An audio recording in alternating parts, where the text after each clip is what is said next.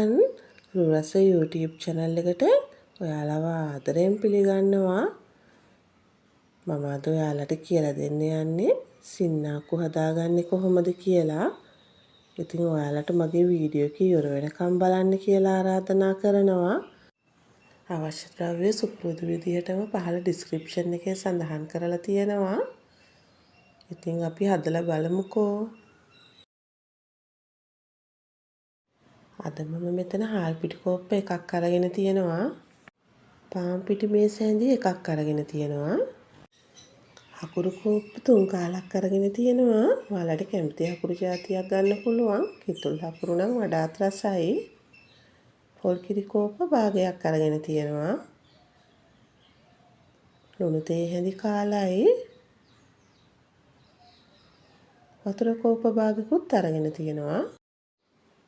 මුලින්ම වාචනයකට අකුරු ටික දාගන්නවා.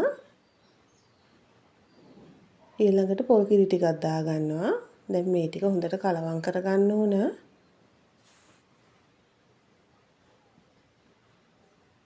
දැන් හාල් පිටි ටික දාගන්නවා.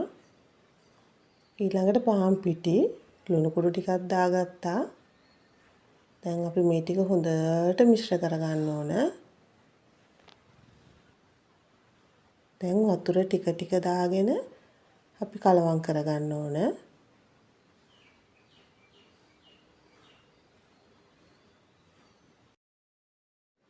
මේ බලන්න මෙන්න මේ ගානට තියෙන්න ඕන.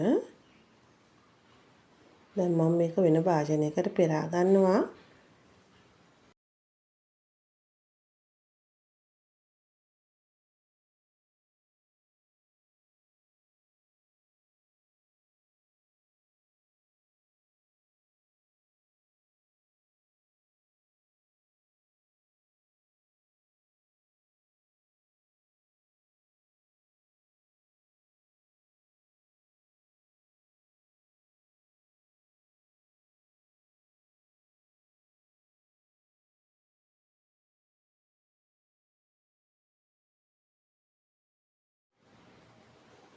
මේ බලන්න කැවුම් හදන පදම වගේ තමයි මේ මිශ්‍රණය තියෙන්නේ.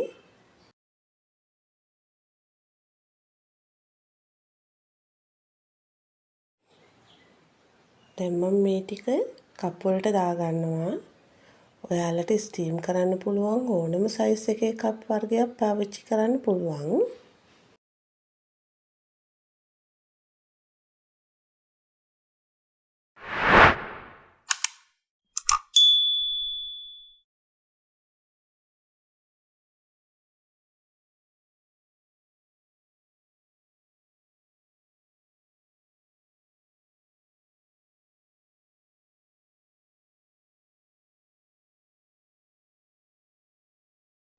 මේ තියෙන්නේ මම මේ මිශ්‍රණය දාගත්තු කප් ටික.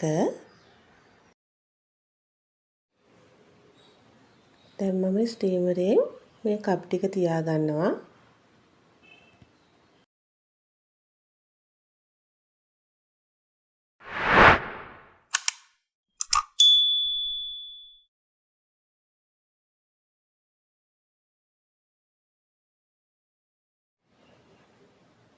මේ ටික දැන් විනාඩි 35ක් 40ක් විතර අපි ස්ටීම් කරගන්න ඕන.